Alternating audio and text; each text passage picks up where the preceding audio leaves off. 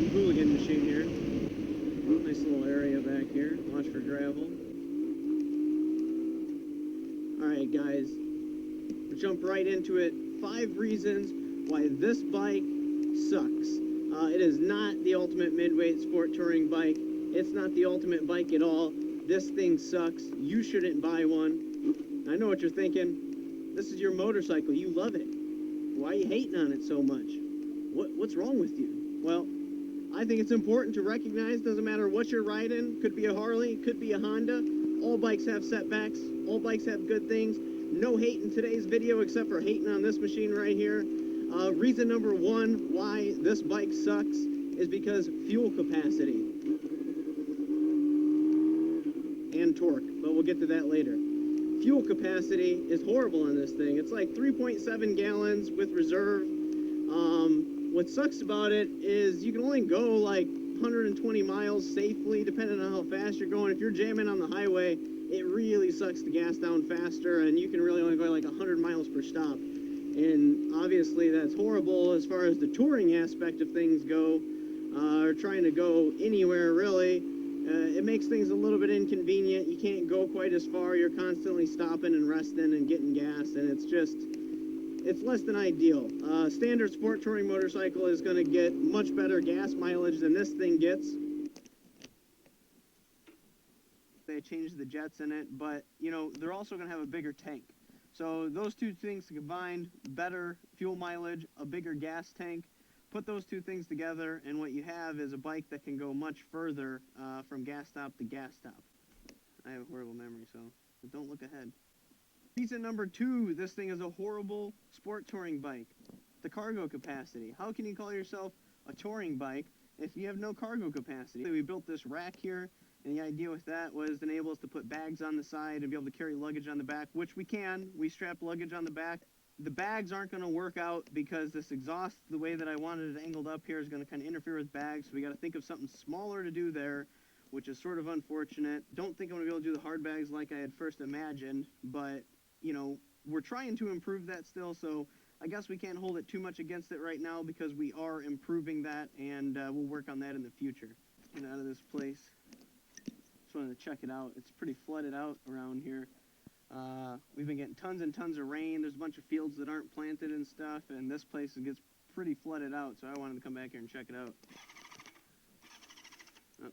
You gotta hit the right button, stupid. Soup. Reason number 3 why this thing is a horrible motorcycle and a horrible sport touring motorcycle is the exhaust. And yeah, I built it. It's mine. I gotta own up to that. Sucks to spend a bunch of time on something and then you just can't be happy with it. But we're gonna keep it around.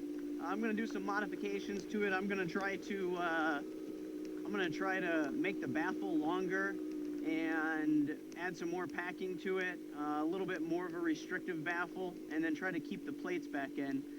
The trip that me and Lindsay went on, we had no plates. We had an open end cap, and it definitely improved the droning through towns, but what it made way, way worse, and I totally regret doing what I did, taking it off, is it made the, you know, at cruising speed, so like 70 miles an hour, 80 miles an hour, whatever you're doing, it was just like horrible. Literally for the first time in my life, and I've ridden Harleys with open pipes and all sorts of stuff, for the first time in my life I had to stop and get earplugs to put earplugs in because it was that bad. So obviously that's horrible. We're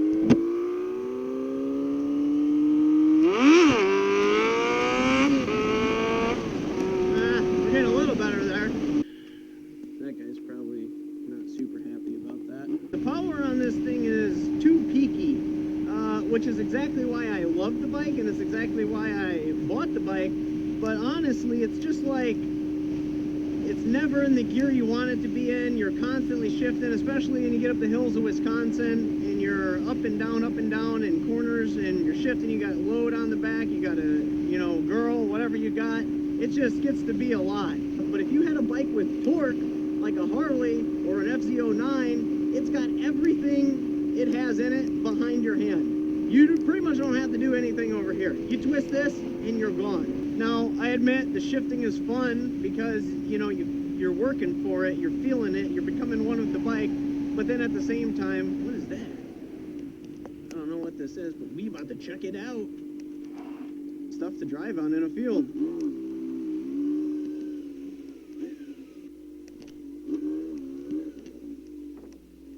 Oh, that's not as soft as I had imagined. This is...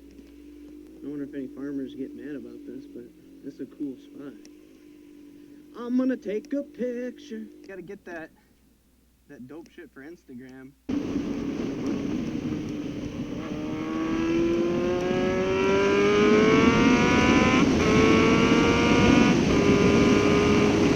That right there is reason number 5 why this thing is horrible.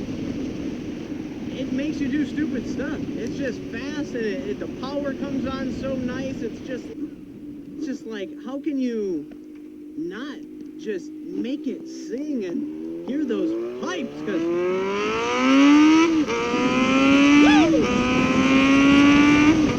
makes you ride like an asshole. It makes you ride like a hooligan, and you don't want that when you got a passenger on the back and you got cargo on the back, and you know, you don't know what they want back there. You're trying to take it easy. You don't want to make them uncomfortable. But this thing inspires the sportiness in you. It makes you want to ride fast and ride hard. And that's where things get confusing, because if you want it to be a sport tour, part of the sport is inspiring the performance, right? You want to feel the ride, experience it. But at the same time, being a touring bike, maybe not. Maybe you don't want that. You don't want to feel like you want to ride like this. You just want to be comfortable and get from point A to point B and have good suspension and handling good and be able to carry everything you want, right? Well, you guys let me know in the comments below, because I don't really know. Do you think it's more important to have performance and something that inspires you to ride hard, or something that was a little bit tamer, handled well, but got you point A to point B, but you know, maybe not quite as performance oriented? Let me know in the comments below. Now I'm going to tell you guys why this bike rules, why this thing is the ultimate bike, why I love it, and hopefully you guys agree with me.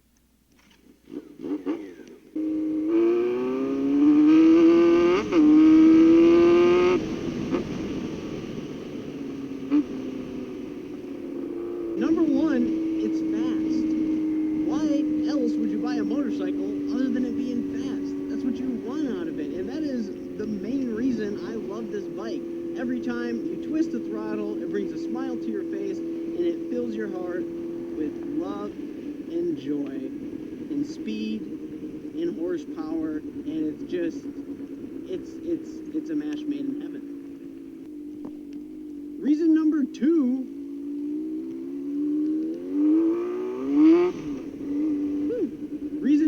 this bike's awesome is because it's super cheap. I paid $1,200 for this bike. I had to put a little bit of work into it. That's no big deal if you're mechanically inclined, or you know, maybe you're looking to get yourself into a project and you know, learn your way through it. This is a great motorcycle for that. All the money that you save from buying this bike over a different bike, you could stay at a hotel.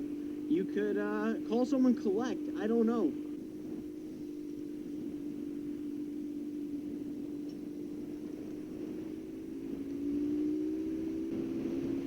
See if we can slide her in place here, guys. That's what's up. Alright.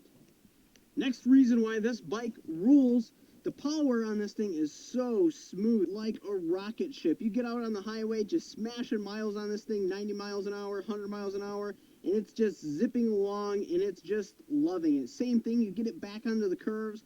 On and off the power, this thing just delivers it so smooth. The ride is just perfect. This thing is awesome because of that. I don't care what anybody says about shaft drive. It definitely improves this motorcycle 100%, hands down. Why we got it here, it is a very comfortable motorcycle. You've got this nice thick seat here. You got an upright riding position. You even got these adjustable handlebars here, which is a super cool feature. And altogether, it gives your passenger and you both a comfy riding position. So if you're looking to smash miles nice and smooth, and you're wanting to stay comfy, then this is like the best package for that. You know what I'm saying? Save yourself a little money, stop at the McDonald's, pick your guys selves some up.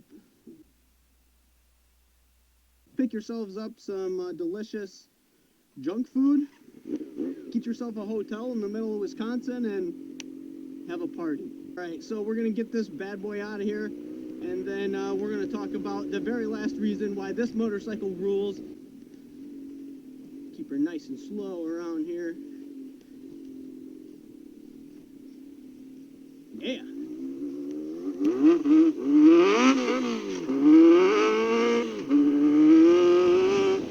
Woo! All right, reason number 5 why this bike rules. The last reason why this bike is awesome is because it is dual purpose. And I don't mean dual purpose like what I'm doing right now. Dual purpose like you can take this thing on a trip to Wisconsin like I just did. You can come back to your house, rip the bags off it, and you just went from smashing highway miles, packed up with gear, to out on a bike that's light and nimble enough to be out riding like this, checking out cool roads, exploring things, out doing wheelies, riding fast, having a good time. That's dual purpose. Definitely hated on it. We showed it a little bit of love. I hope you guys appreciated it. If you like these videos, please subscribe. Leave a comment below. Smash the like button. Share with anybody you think might be interested. I'm really grateful for everybody that subscribes and watches these videos. I appreciate it. Thank you guys so much.